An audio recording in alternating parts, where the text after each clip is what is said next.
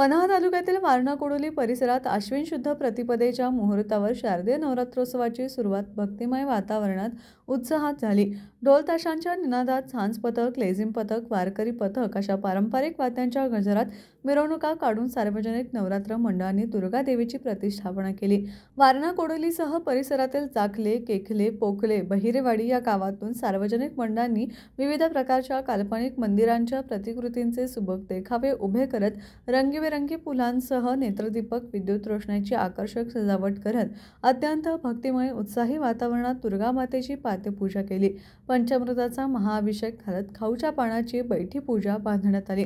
या नवरात्रोत्सव काळात रास, दांडिया, नृत्य, महिलांसाठी होम मिनिस्टर कार्यक्रम, विविध सांस्कृतिक स्पर्धा, हळदी कुंकू, कुंकुमार्चन, भजन, कीर्तन, भावगीतांचे कार्यक्रम, महाप्रसाद यासारखे विविध धार्मिक उपक्रम राबविण्यात येणार आहेत। कोडोलीतील अंबाबाई मंदिरात केकरे भक्तांच्या कुटुंबियांच्या वतीनं देवीची पूजा बांधून घटस्थापना करण्यात आली।